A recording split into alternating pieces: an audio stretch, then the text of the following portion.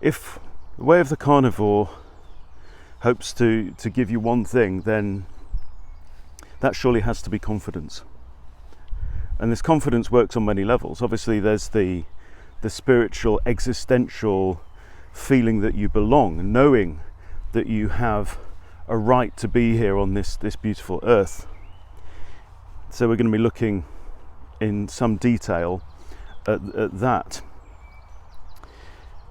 On another level, there's the kind of energetic exchange aspect of life, which will go into the kind of biological philosophy of biology, which is all to do with the way that the way that life works is through the exchange and the cycling of nutrients and energy. All comes from the sun originally, gets captured by plants, gets eaten by animals eat other animals, and so on and so forth. Sometimes plants eat animals as well.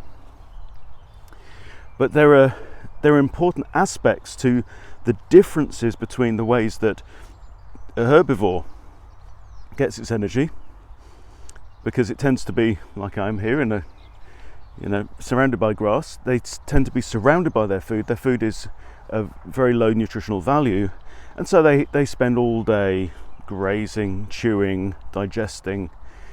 Whereas for a carnivore it's very different, because for a carnivore we have highly nutritionally dense food, but it's more scarce. It's harder to come by, and it tends to run away.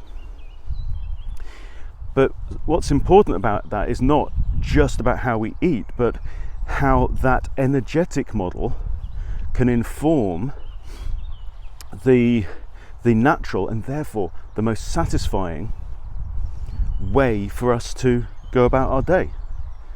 Because we're not supposed to spend all day just consuming. We are not consumers in that way.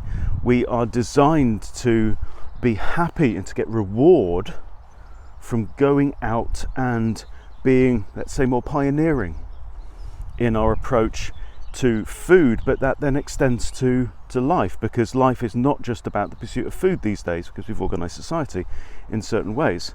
So there's a couple of aspects. There's also a whole load of areas as well to do with the way that herbivorous animals arrange their lives, living in different kinds of communities to what carnivores do. Now, I have to say at this point that we're not going to be saying that humans are like lions, or humans are like tigers, or humans are like crocodiles, right? That's not the point.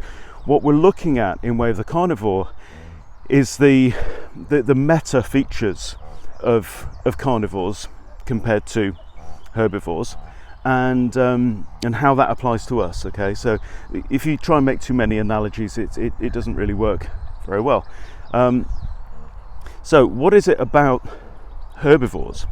Well, they tend to gather together in groups for safety. They tend to be nervous. They tend to be afraid. They live in a stressed state.